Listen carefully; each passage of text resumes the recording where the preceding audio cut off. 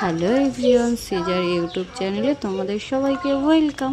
তো দেখো, আজকে আমি একটা নতুন রেসিপি নিয়ে চলে এসেছি। তো এটা নতুন না, সবাই করে।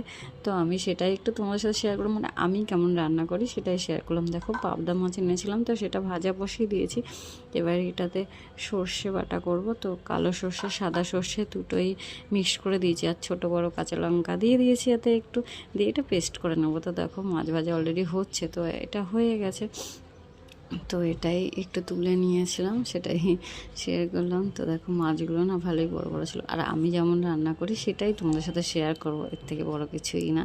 তো দেখো, আবার মাছ ছিল, তো ওটাই দিয়েছি। আর মাছ তো জানো, পাবদা মাছ কেমন ফোটে, দেখো তেল ছিটেছে। আমি ফোন নিয়ে না দূরে সরে গেছি, এত জোরে জোরে মানে মাছগুলো ফোটে। তো তারপরে আমি ঢাকাও দিয়ে দিয়েছিলাম। তো দেখো, অলরেডি মাছ ভাজা হয়ে গেছে, মাছগুলো নাবিয়ে নিয়েছি। তো দেখো, মাছের তেল ছিল, আর আমরা যেহেতু সাদা তেল খাই, তো সাদা তেলে তো একটু কালো জিরা ফোড়ন দিয়ে নিয়েছি। আর যেটা পেস্ট করে রেখেছিলাম সর্ষে কাঁচা লঙ্কা, তো সেটাই দিয়ে একটু নেড়ে চেড়ে নিয়েছিলাম। তো এতে একটু দেখো, টমেটো কেটে রেখেছিলাম, সেটাও একটু দিয়ে নিলাম। এর সাথে মশলাটা একটু ভালো করে কষে নেবো।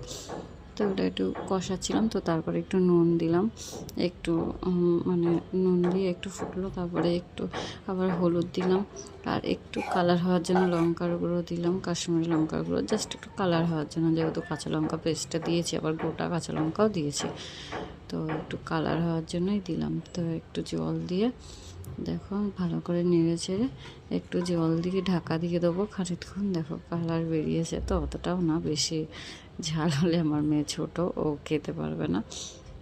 তো দেখো, ঢাকা দিয়ে দিয়েছিলাম, তো ফুটছিল, এই জায়গায় দুটো কাঁচা লঙ্কা দিয়ে দিয়েছি ওতে। তো ওই লঙ্কার গুঁড়োতে তো ঝাল হয় না, তার জন্য। তো দেখো, মাছটা অলরেডি এটা ফুটে গেছে, তো এই মাছগুলো একে একে সব দিয়ে দেবো। দেখো, তো এটা অলরেডি ফুটছিল, তার ভিতর দিলাম। তো দেখো, আমি না এইভাবেই রান্না করি। তো তোমরা কি কেমন রান্না করো আমাকে একটু কমেন্টে জানিও, বা ভুল হতেও পারে, মানে আমি এইভাবে করেছি। তো তোমরা যে যেরকম করো আমাকে একটু জানিও, তো আমি সেরকমভাবে ট্রাই করে দেখব। তো তোমরা এইভাবেও একটু ট্রাই করে দেখতে পারো কেমন লাগে। তো দেখো, অলরেডি আমার হয়ে গেছে, তো আমি নামিয়ে নিয়েছি। দেখো, এইটা হচ্ছে ফাইনাল লুক।